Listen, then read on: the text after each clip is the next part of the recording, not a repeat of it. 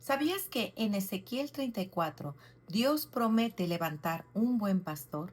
Una profecía que se cumple en Cristo Jesús. Continuamos en nuestro día 253 de nuestro plan de estudio leyendo la Biblia en orden cronológico en un año. Oramos juntos. Gracias te damos, amado Señor, por este día. Padre, te pedimos que tu Espíritu Santo esté con nosotros en esta lectura. Danos sabiduría, Señor, ilumina nuestras mentes, ayúdanos a meditar diariamente en tu palabra, Señor. En el nombre de tu Hijo amado Jesucristo te lo pedimos y decimos amén. Ezequiel 42. Me trajo luego al atrio exterior hacia el norte y me llevó a la cámara que estaba delante del espacio abierto que quedaba enfrente del edificio hacia el norte.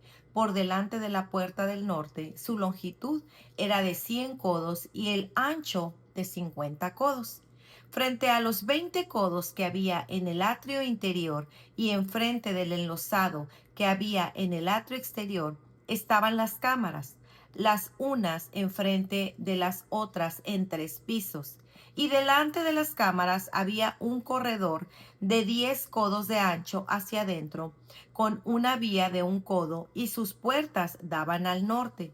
Y las cámaras más altas eran más estrechas, porque las galerías quitaban de ellas más que de las bajas y de las de en medio del edificio, porque estaban en 3 pisos y no tenían columnas como las columnas de los atrios. Por tanto, eran más estrechas que las de abajo y las de en medio desde el suelo.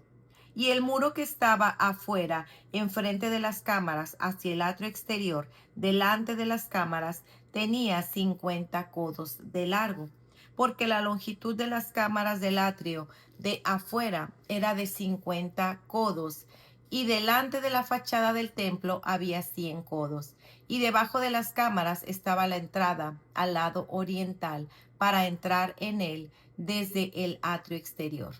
A lo largo del muro del atrio hacia el oriente, enfrente del espacio abierto y delante del edificio, había cámaras, y el corredor que había delante de ellas era semejante al de las cámaras que estaban hacia el norte.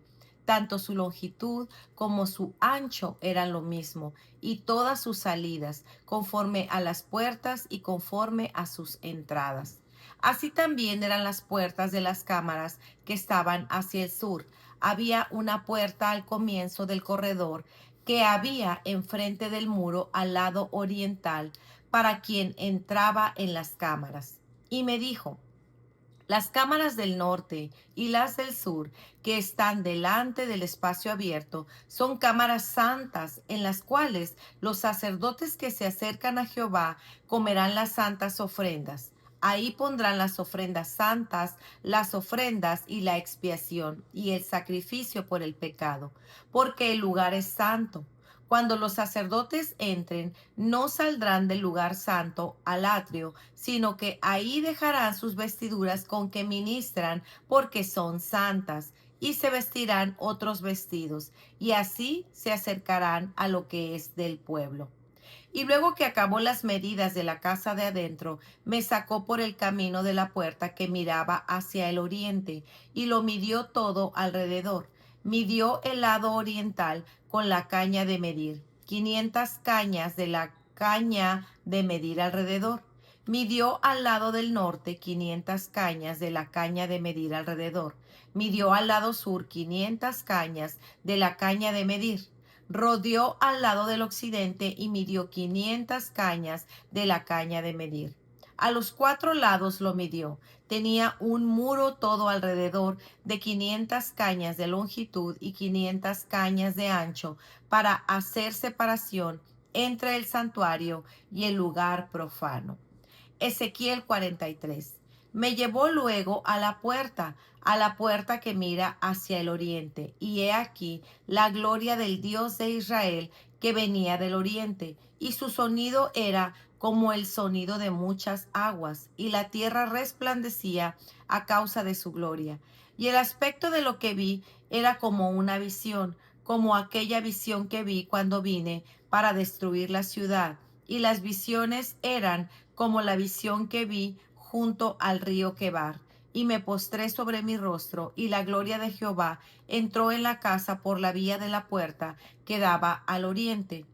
Y me alzó el espíritu y me llevó al atrio interior, y he aquí que la gloria de Jehová llenó la casa.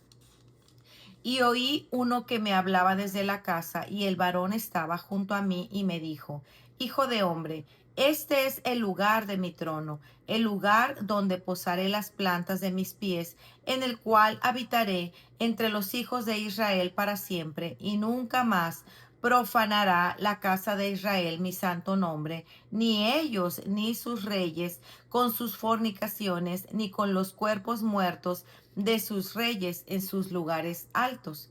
Porque poniendo ellos su umbral junto a mi umbral, y con su contrafuerte junto con mi contrafuerte, mediando solo una pared entre mí y ellos, han contaminado mi santo nombre con sus abominaciones que hicieron.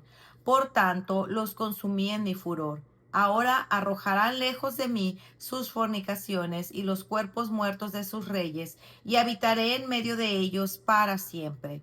Tú, hijo de hombre, muestra a la casa de Israel esta casa, y avergüéncense de sus pecados, y midan el diseño de ella. Y si se avergonzaren de todo lo que han hecho, hazles entender el diseño de la casa, su disposición, sus salidas y sus entradas, y todas sus formas, y todas sus descripciones, y todas sus configuraciones, y todas sus leyes, y descríbelo delante de sus ojos, para que guarden toda su forma y todas sus reglas, y las pongan por obra. Esta es la ley de la casa. Sobre la cumbre del monte, el recinto entero, todo en derredor será santísimo. He aquí que esta es la ley de la casa. Estas son las medidas del altar por codos. El codo de codo y palmo menor, la base de un codo y de un codo el ancho, y su remate por su borde alrededor de un palmo. Este será el zócalo del altar. Y desde la base sobre el suelo hasta el lugar de abajo 2 codos, y la anchura de un codo. Y desde la cornisa menor hasta la cornisa mayor 4 codos, y el ancho de un codo. El altar era de 4 codos, y encima del altar había 4 cuernos. Y el altar tenía 12 codos de largo y 12 de ancho, cuadrado en sus 4 lados. El descanso era de 14 codos de longitud y 14 de anchura en sus 4 lados, y de medio codo al borde alrededor, y la base de un codo por todos los lados, y sus gradas estaban al oriente. Y me dijo: Hijo de hombre, así ha dicho Jehová el Señor: estas son las ordenanzas del altar el día que sea hecho, para ofrecer holocausto sobre él y para esparcir sobre él sangre. A los sacerdotes levitas que son del linaje de Sadoc, que se acerquen a mí, dice Jehová el Señor, para ministrar ante mí, darás un becerro de la vacada para expiación. Y tomarás de su sangre y pondrás en los 4 cuernos del altar y en las 4 esquinas del descanso y en el borde alrededor. Así lo limpiarás y purificarás. Tomarás luego el becerro de la expiación y lo quemarás conforme a la ley de la casa fuera del santuario. Al segundo día ofrecerás un macho cabrío sin defecto para expiación, y purificar el altar como lo purificaron con el becerro. Cuando acabes de espiar, ofrecerás un becerro de la vacada sin defecto y un carnero sin tacha de la manada, y los ofrecerás delante de Jehová, y los sacerdotes echarán sal sobre ellos y los ofrecerán en holocausto a Jehová. Por 7 días sacrificarán un macho cabrío cada día en expiación. Asimismo sacrificarán el becerro de la vacada y un carnero sin tacha del rebaño. Por 7 días harán expiación por el altar y lo limpiarán, y así lo consagrarán. Y acabados estos días, del 8.º día en adelante, los sacerdotes sacrificarán sobre el altar vuestros holocaustos y vuestras ofrendas de paz, y me seréis aceptos, dice Jehová el Señor. Para reflexionar.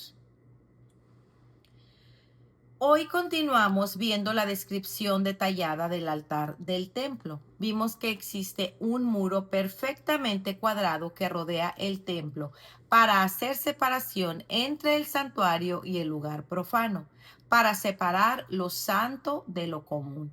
Esto quizá para plasmar claramente la santidad de Dios. Esto apunta hacia una realidad espiritual importante. Aunque Dios habita en medio de nosotros, Él es santo. Aunque podemos acercarnos al trono con confianza, nunca debemos olvidar que Él es Dios y nosotros no. El templo, incluyendo sus atrios, era un lugar santo que estaba separado de lo común. El templo necesitaba cámaras para que los sacerdotes comieran y trabajaran. Dios está interesado en todo. Esta ilustración nos recuerda que hemos sido apartados para santidad y servicio a Dios y a nuestros hermanos y hermanas en la iglesia local.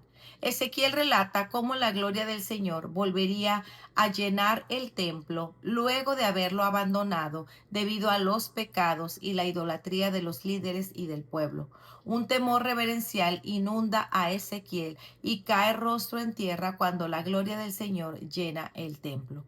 La gracia de Dios manifestada en Cristo por nosotras no disminuye su santidad porque de todos modos nadie puede aumentar algo de ella. Él es Dios. Su presencia ahora mismo habita en nosotros por la fe en Cristo. Su gloria manifestada está en la faz de su Hijo. Hebreos 1:3. Nosotros hoy podemos admirar y quedarnos asombrados de la maravillosa persona y obra de Cristo a través de la revelación de la palabra de Dios y nuestro testimonio de salvación.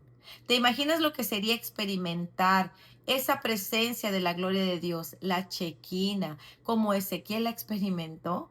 ¿Recuerdas a Job cuando Dios finalmente le concedió una audiencia y le reveló su grandeza? Job solo tuvo que callar y echarse polvo y ceniza.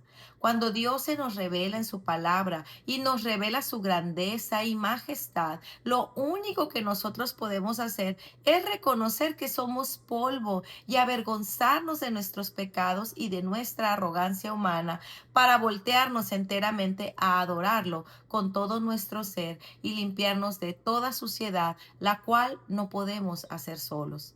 Hasta para eso lo necesitamos a Él. Su Espíritu nos purifica de toda maldad y a medida que nos acercamos más a Él en obediencia, fidelidad y adoración en lo cotidiano de nuestros días.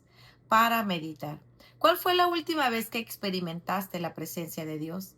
¿Y cuándo fue la última vez que en tu iglesia se manifestó la presencia de Dios de forma extraordinaria, trayendo convicción de pecado, arrepentimiento y avivamiento?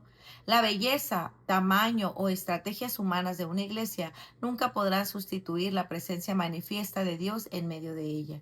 Oremos para que esto sea una realidad en nuestras vidas y en medio de las iglesias locales que viven en santidad y predican su palabra fielmente. Y recuerda que tú formas parte del templo del Espíritu de Dios. Todos debemos vivir en santidad, consagrar nuestras vidas a Él y apuntar a Él en todo lo que hagamos y digamos, para así traer gloria a su nombre. Ezequiel 43:2-4 dice, su voz era como el sonido de muchas aguas, y la tierra resplandecía de su gloria. Entonces me postré sobre mi rostro. La gloria del Señor entró en el templo. Pues muy bien, amigos. Este ha sido nuestro día 253. Nos vemos el día de mañana. Que el Señor les bendiga grandemente. Hasta pronto. Bendiciones.